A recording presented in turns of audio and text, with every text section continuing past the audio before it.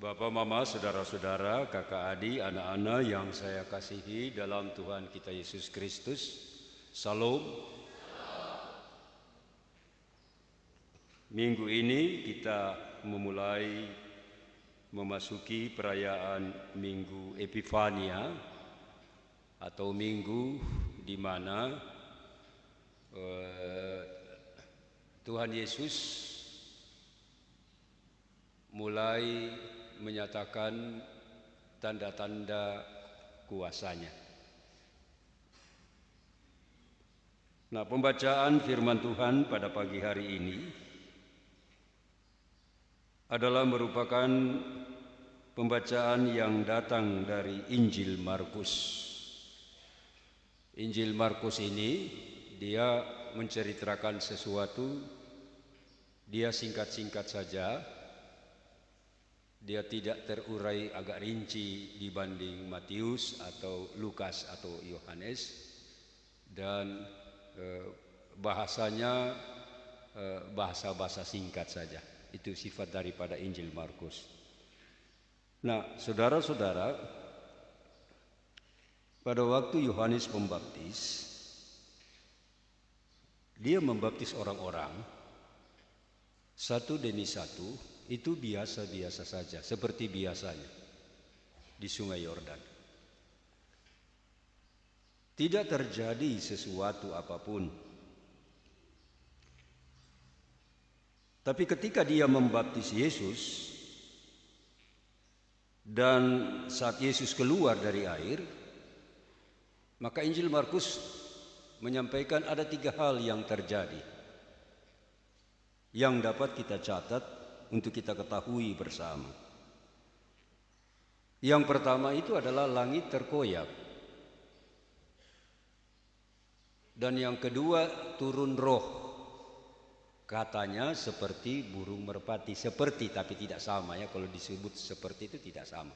Katanya seperti burung merpati.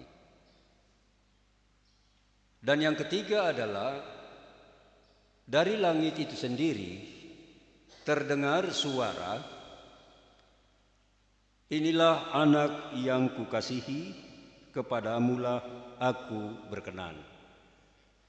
Padahal ada begitu banyak orang yang dibaptis. Kenapa peristiwa itu tidak terjadi kepada orang-orang yang sedang dibaptis? Kenapa terjadi pada Yesus? Sehingga suara itu mengatakan kepada orang-orang yang ada di Sungai Yordan, khususnya kepada Yesus, "Inilah anak yang kukasihi, kepadamulah aku berkenan."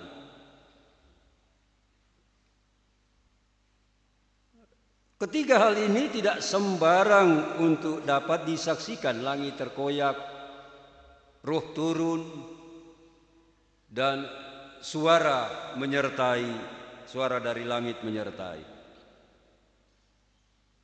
Dan ini hanya terjadi pada saat giliran Tuhan Yesus yang dibaptis dan keluar dari dalam air tersebut.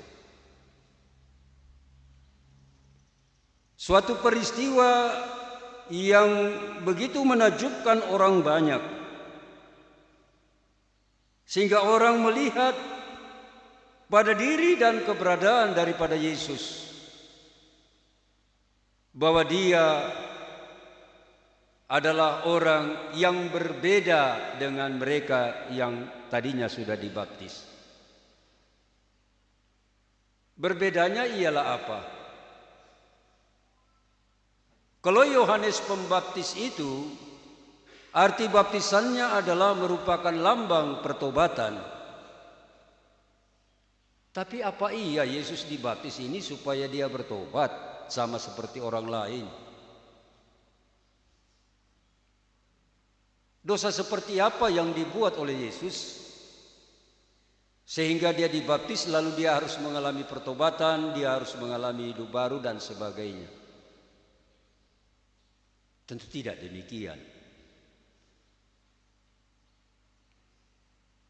Memang menurut pengertiannya, baptisan Yohanes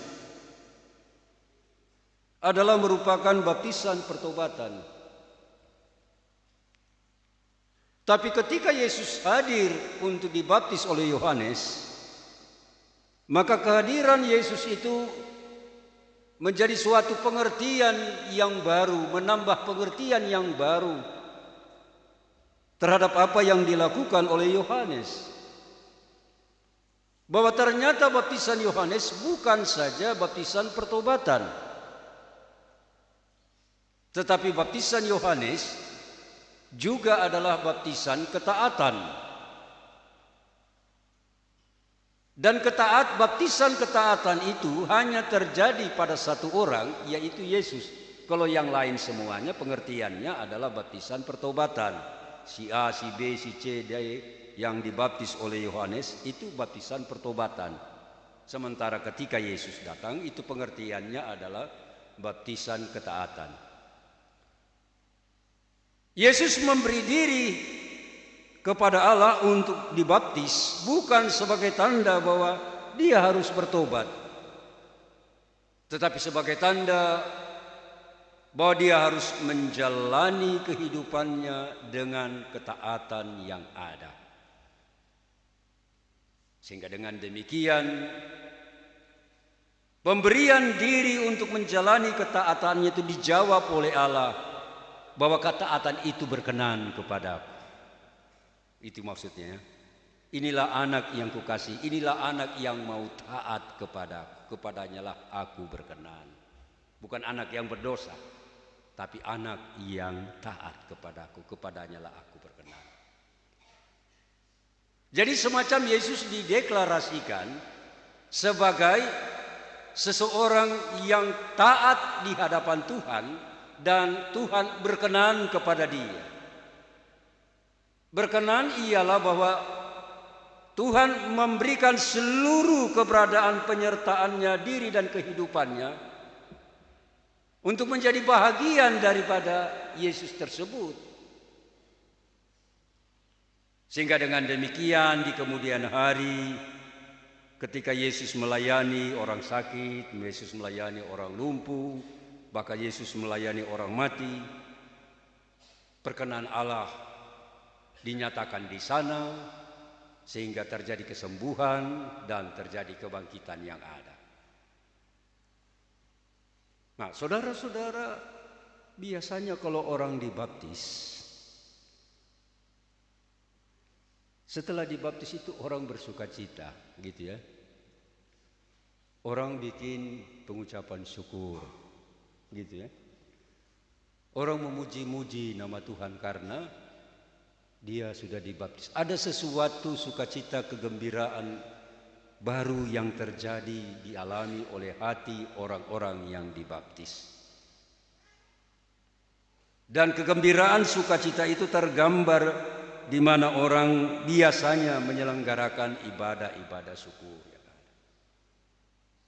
Yesus pun mengalami hal yang sama. Dia bersukacita. Dan ketika dia dibaptis keluar dari air, dan ketiga hal itu dinyatakan kepadanya, langit terkoyak, roh turun dan suara turun dari langit kepada dia. Kesukacitaannya tidak menjadi bahwa Yesus itu diangkat, didudukan di hadapan tahta Allah karena dia adalah anak yang dikasihi, kepadanya lah berkenan. Tidak. Dibawa kemana? Dibawa ke padang gurun. Allah mengatakan kepadanya lah aku berkenan. Tapi kok dibawa di padang gurun? Harusnya kalau menurut pemahaman kita, kalau Allah berkenan, ya dibawa senang-senang, dibawa dalam jalan-jalan sukacita. Kalau Allah berkenan, disinilah Injil mau mengajarkan kepada kita bahwa pada saat Allah berkenan kepada Yesus, Allah tidak membawa Yesus untuk bersenang-senang. Allah tidak membawa Yesus untuk happy-happy. Tapi Allah membawa Yesus ke padang gurun. Selama berapa hari? 40 hari lamanya. Ketika saya baca ini, saya berimajinasi kalau saya di padang gurun, 1 hari lamanya di padang gurun saya sudah bisa bayangkan. Susahnya minta ampun. Hari kedua pasti saya sudah lemas. Hari ketiga saya nyonyor. Karena di padang gurun. Kenapa? Suhunya lebih daripada suhu yang kita rasakan. Kita saja di sini kalau sudah suhu sekitar 37, 38, kita sudah mengeluh setengah mati ya. Nah di padang gurun itu lebih jahat lagi daripada itu. Tidak ada air, tidak ada makanan dan sebagainya. Jadi saya berimajinasi seperti itu. Hari pertama saya sengsara, hari kedua saya lemas, hari ketiga saya nyonyor. Tapi ini dia bisa sampai 40 hari, berarti dia hebat. Nah yang digambarkan bahwa di 40 hari selama di padang gurun itu tidak ada manusia, tidak ada masyarakat, tidak ada orang-orang. Tapi yang ada kata firman Tuhan ialah ia berada di sana di antara binatang-binatang liar. Ayat yang ke-13 bagian terakhir. Siapa yang mau ada di antara binatang-binatang liar, binatang-binatang buas? Karena itu akan mengancam. Tapi itulah cara Allah membawa dia setelah dia dibaptis. Bukan untuk dibawa senang-senang. Dibawa ke padang gurun. Untuk ketaatan itu diuji. Supaya apa yang dinyatakan Allah bahwa Allah berkenan kepada dia benar-benar digenapi di dalam diri Yesus. Dan saudara tahu Yesus tidak pernah marah kepada Allah dan bertanya kepada Allah, kok beta habis dibaptis kenapa bawa beta di padang gurun? Su tahu padang gurun susah, kenapa bawa beta di sana? Kenapa bukan di tempat lain? Gitu ya. Berimajinasi harus begitu. Yesus tidak berkata kepada Allah. Tetapi roh Allah yang memimpin dia, membawa dia. Mau menunjukkan bahwa ketaatan di baptisan yang dia nyatakan kepada Allah. Menjadi seluruh keberadaan penyerahan kehidupannya. Untuk siap dibawa Allah kemana saja. Ya. Untuk siap dibawa Allah kemana saja, sampai dibawa Golgota pun dia menyerahkan dirinya. Gitu ya. Karena Yesus itu kan dibawa oleh Allah dari padang gurun sampai kepada Golgota. Dia bawa, dia serahkan dirinya. Kenapa dia harus serahkan? Dia membuktikan bahwa dia konsisten dengan ketaatan yang ada. Dia tidak bermain-main dengan ketaatan. Tapi dia selalu meneguhkan dirinya dengan ketaatan yang ada. Sekalipun begitu banyak pencobaan-pencobaan di padang gurun yang mencobai dia. Yang datang dari iblis. Yang terlalu gampang untuk dia ikuti karena memang kondisi sedang menuntut. Ya. Karena memang keadaan sedang menuntut. Menawarkan ini, menawarkan itu. Dia bisa menerima saja karena dia bisa pakai alasan bahwa keadaan menuntut. Saya harus membela saya punya diri. Tetapi Yesus tidak demikian. Yesus menghadapi semua godaan-godaan dari iblis dalam ketaatan yang ada bagi dia. Sehingga dengan demikian Bapa Mama dia melewati godaan-godaan yang ada pada iblis yang datang pada dia. Dan sepanjang dia berada di padang gurun, malaikat juga setia. Malaikat tidak pernah menemukan, oh dia tidak setia lagi, lebih bagus katong pulang, tidak usah layani dia. Tidak pernah ditemukan pada diri Yesus. Sampai dia mati sekalipun malaikat masih tetap melayani dia. Ingat peristiwa dua orang perempuan ke kubur, lalu berjumpa dengan seorang malaikat yang melayani Yesus. Mereka mencari jenazah Yesus, tapi malaikat yang ada. Lalu malaikat itu berkata, apa yang kau cari di sini ibu? Gitu ya. Di malaikat melayani Yesus itu. Sampai mati pun malaikat melayani. Karena apa?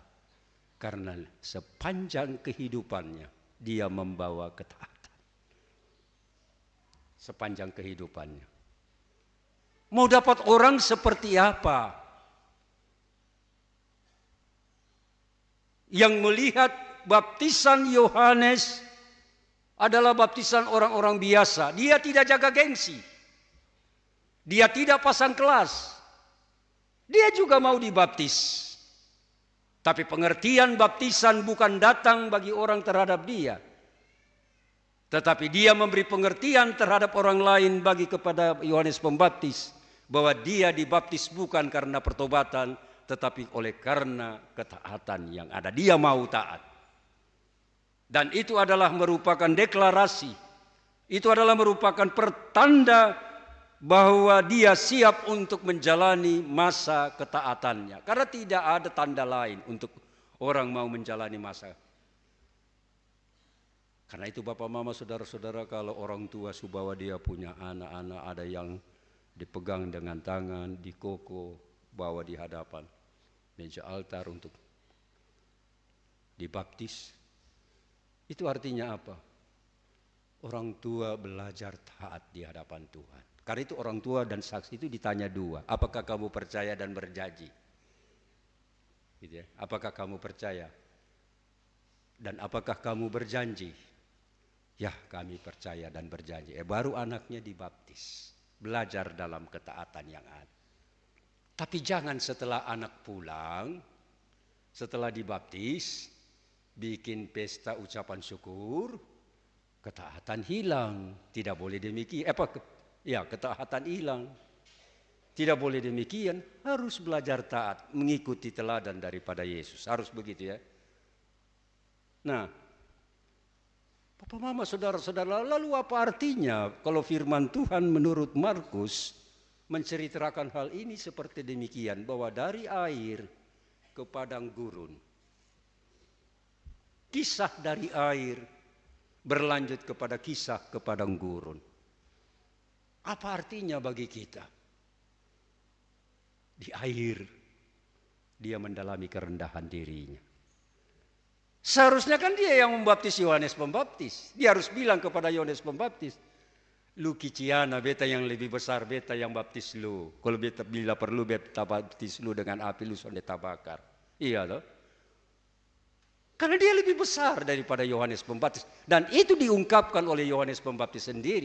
Membuka tali kasutnya pun, saya tidak mampu. Berarti dia Yohanes mengakui. Tapi dia mau merendah. Dari kerendahan itulah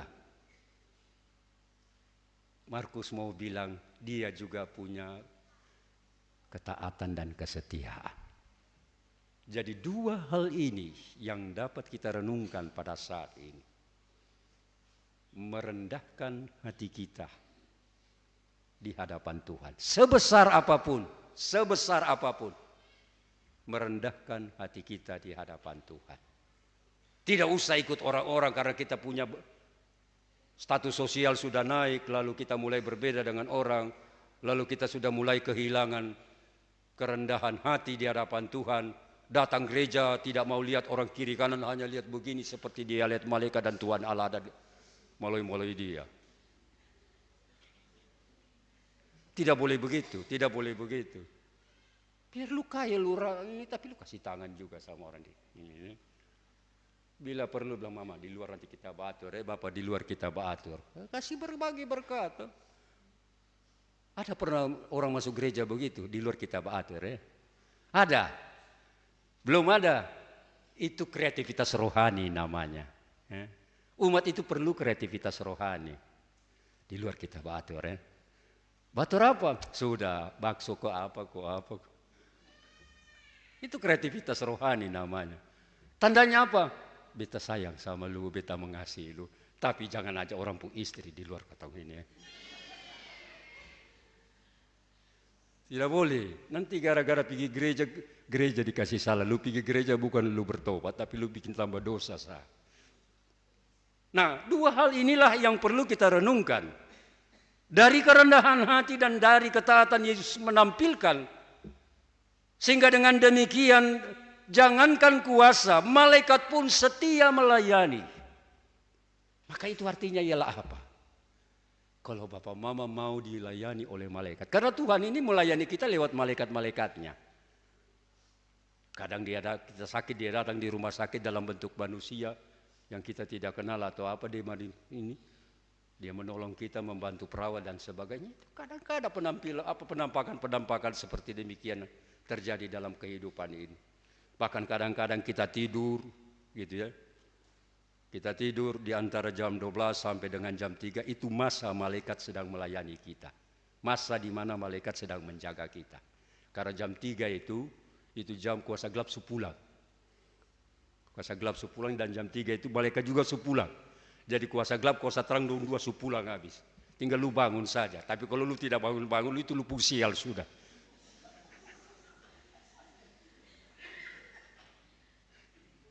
Tapi saya berharap jemaat Ponitas kalau tidur ingat bangun. Ya, ingat bangun.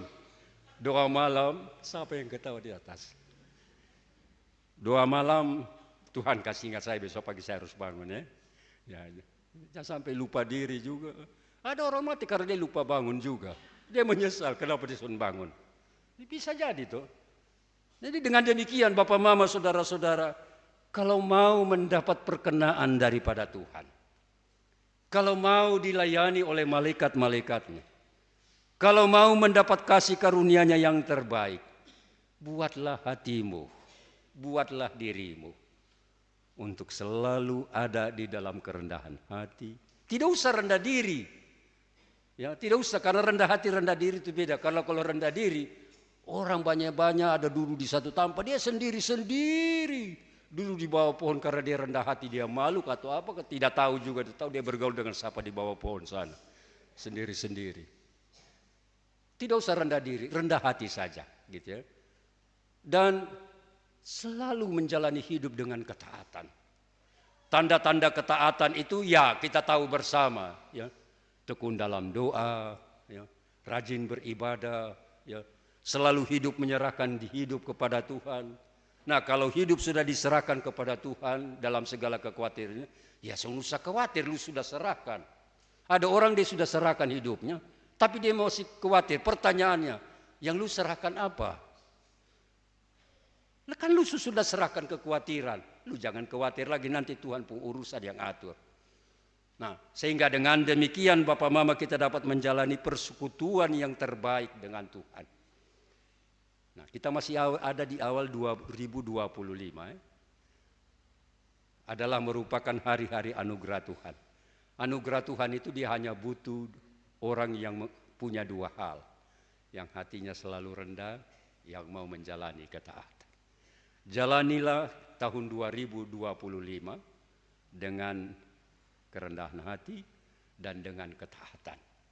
Bukan untuk dipuji oleh orang, bukan untuk diangkat-angkat oleh orang. Tapi kita melakukannya itu karena kita juga telah dibaptis oleh Dia. Melalui para hamba-hamba Tuhan yang pernah melayani kita. Sehingga dengan demikian kita juga mengartikan baptisan kita bahwa selain lambang pertobatan, kita juga menjalani tuntutan, yaitu hidup dalam ketaatan yang kepada Dia. Kalau Tuhan membawa Yesus ke padang gurun dan di sana dia bisa dapat berhasil memenangkan ya, situasi dan keadaan yang sedang terjadi. Itu artinya menjadi pesan juga bagi saudara dan saya. Menangkanlah segala pergumulan hidupmu. Karena juru selamatmu bukan hanya ada di dalam rumah. Bukan hanya ada di tempat-tempat yang normal atau yang baik. Tapi dia pernah ada di padang gurun selama 40 hari. Tidak makan dan tidak minum. Kalau dia sudah berhasil demikian, maka dia juga akan bisa dapat mampu membuat keberhasilan dalam hidup. Asal engkau tetap percaya bagi kemuliaan namanya. Ini saja yang menjadi catatan-catatan perenungan bagi kita dalam merayakan masa Epifania. Roh Tuhan kiranya turun menyertai Bapak Mama saudara-saudara dan juga saya. Amin.